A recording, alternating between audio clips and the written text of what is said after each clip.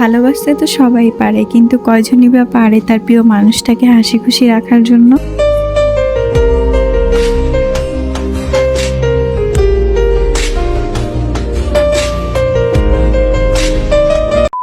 আসসালামু আলাইকুম everyone, this is Ayaan and Muskan and welcome back to our new video. প্রায় অনেক দিন হয়ে গেছে দূরে কোথাও আমাদের ঘুরতে যাওয়া হয় না, সো সকাল সকাল রেডি হয়ে বের হয়ে গেছি। আজকে আমরা যাচ্ছি ঢাকার শাহবাগে অবস্থিত রমনা পার্কে। রমনা পার্কে আসার জন্য আপনারা ঢাকার যে কোনো স্থান থেকে বাস, সিএনজি অথবা ট্যাক্সি নিয়ে চলে আসবেন শাহবাগে। দেন এখানে নেমে একটু হাঁটলেই সামনে পেয়ে যাবেন রমনা পার্ক। পার্কটি সকাল 6টা থেকে সন্ধ্যা 7টা পর্যন্ত খোলা থাকে, তবে সকাল 8টা থেকে 10টা পর্যন্ত ভিতরে প্রবেশ করতে দেয়। 10টার পরে আর কাউকে ভিতরে ঢুকতে দেয় না, তবে বিকেল 3টা থেকে 7টা পর্যন্ত আবার ভিতরে প্রবেশ করতে দেয়। এই জন্য আমরাও প্যারা খাইছি, কারণ আমাদের যেতে যেতে প্রায় 10:30 বেজে গিয়েছিল। দেন সিকিউরিটি মামাকে রিকোয়েস্ট করে আমরা ভিতরে ঢুকছি। তাই আপনারা যারাই যাবেন চেষ্টা করবেন 10টার আগে বা সকাল সকাল যাওয়ার জন্য। আর পার্কটির ভিতরে ঢোকার জন্য কোনো প্রকার প্রবেশ মূল্য কিংবা টিকিট লাগে না, একদম ফ্রিতে আপনারা ভিতরে ঢুকতে পারবেন। আর আপনারা যারাই যাবেন চেষ্টা করবেন সকালের দিকে যাওয়ার জন্য, কারণ বিকেলের তুলনায় সকালে ভিড়টা কম থাকে আর ভিতরে পরিবেশটা সকালবেলা খুবই সুন্দর থাকে।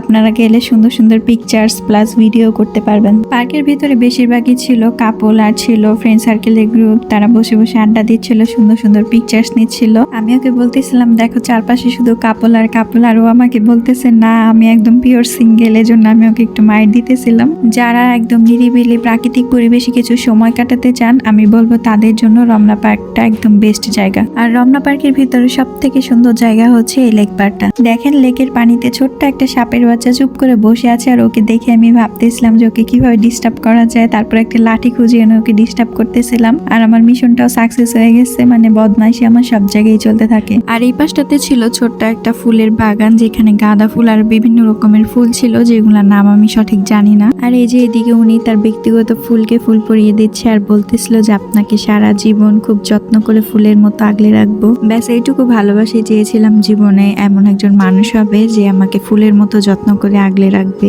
দেখেন সে আমার ব্যাগও ক্যারি করতেছে। আমি শুধু বলছিলাম যে আমার হাঁটতে খুব কষ্ট হইতেছে, সে আমার ব্যাগ নিয়ে হাঁটা শুরু করছে। আর এইটা নিয়ে আমরা অনেক হাসাহাসি করতেছিলাম। আর এখানে আমি ওকে বলতেছিলাম ক্যারি অন বস, আপনার মতো মানুষই তো আমি জীবনে চেয়েছিলাম। দেখেন এই রাস্তাটা কি পরিমাণে সুন্দর। যারা প্রকৃতি প্রেমী আছেন তাদের জন্য রমনা পার্কটা একদম বেস্ট একটা জায়গা। আমরা দুজন তো মন খুলে হাসতেছিলাম আর হাঁটতেছিলাম, আর উনি গান গাচ্ছিল এই পথ যদি না শেষ হয় তবে কেমন হতো তুমি বলো তো। আসলে জীবনে সুখে থাকার জন্য খুব বেশি টাকার প্রয়োজন হয় না। সেম মেন্টালিটির একজন মানুষ আপনার পাশে থাকলে আপনার জীবন অনেক বেশি সুন্দর। দেখেন কি সুন্দর কাঠবিড়ালি ছোটাছুটি করতেছে। আসলে গ্রাম অঞ্চল ছাড়া তো শহর অঞ্চলে কাঠবিড়ালি দেখাই যায় না, তবে রমনা পার্কে আসলে আপনারা কাঠবিড়ালিও দেখতে পারবেন। আর আমার তো কাঠবিড়ালি অনেক বেশি ভালো লাগে, ওকে দেখার জন্য আমি ওর পিছন পিছন দৌড়াচ্ছিলাম, বাট ও গাছে উঠে গেছে। যারা শহরের কোলাহল ব্যস্তপূর্ণ জীবন থেকে একটু রিফ্রেশমেন্টে যেতে চান তারা অবশ্যই একবার হলেও রমনা পার্কে এসে ঘুরে যাবেন। এখানকার প্রাকৃতিক পরিবেশে আপনাদের মন মাইন্ড একদম ফ্রেশ হয়ে যাবে। সো এই তো আজকে আমাদের ঘোরাঘুরি ভিডিওটা ছিল এই পর্যন্ত। সবাই ভালো থাকবেন, সুস্থ থাকবেন, দেখা হবে নেক্সট কোনো ভিডিওতে। আল্লাহ হাফেজ।